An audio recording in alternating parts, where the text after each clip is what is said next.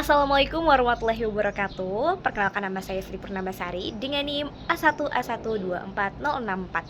Jadi, pada kesempatan kali ini saya akan menjelaskan mengenai transformasi sektoral dan kesejahteraan masyarakat, analisis pertumbuhan ekonomi real dan struktur PDRB di Provinsi Sulawesi Tenggara. Nah, pada slide pertama ini saya menampilkan judul pembahasan yaitu mengenai transformasi sektoral dan kaitannya dengan kesejahteraan masyarakat di Provinsi Sulawesi Tenggara. Nah, penelitian ini teman-teman berfokus pada bagaimana sih perubahan struktur ekonomi dapat mempengaruhi kondisi sosial ekonomi masyarakat.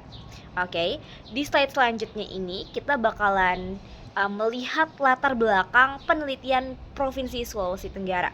Nah, Provinsi Sulawesi Tenggara ini memiliki potensi yang besar pada sektor pertanian, pertambangan, industri, perdagangan, dan jasa.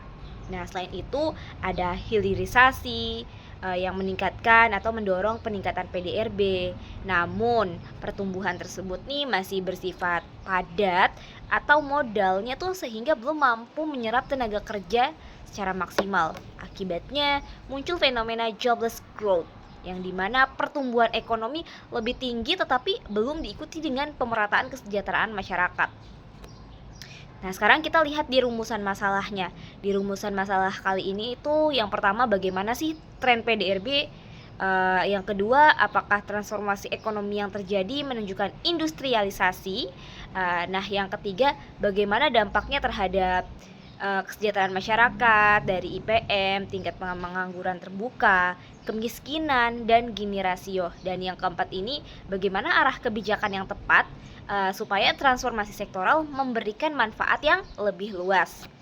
Nah, serta tujuan dan manfaat dari penelitian ini, kita melihat bagaimana memetakan tren PDRB berdasarkan 17 sektor ekonomi, mengidentifikasi sektor unggulan yang ada di Sulawesi Tenggara, mengevaluasi dampaknya terhadap kesejahteraan masyarakat, serta bagaimana memberikan rekomendasi kebijakan. Nah, penelitian ini diharapkan mampu atau dapat bermanfaat bagi pengembangan ilmu pengetahuan.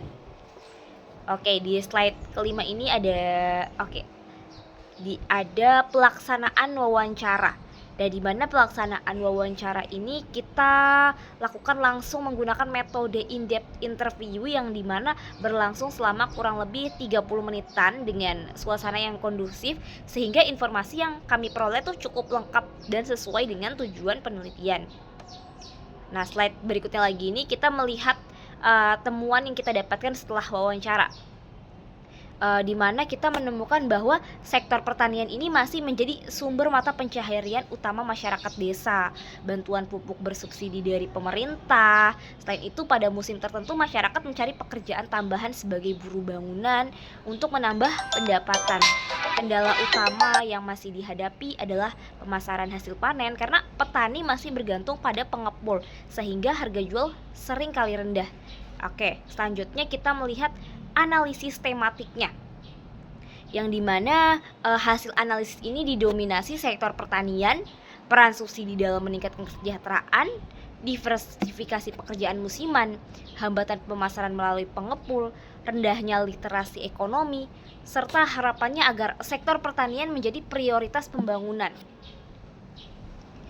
Nah, yang kesembilan ini peta konseptual temuan, yang dimana di slide ini kita melihat hubungan antara dominasi sektor pertanian, berbagai tantangan yang dihadapi masyarakat, hingga rekomendasi kebijakan agribisnis berkelanjutan.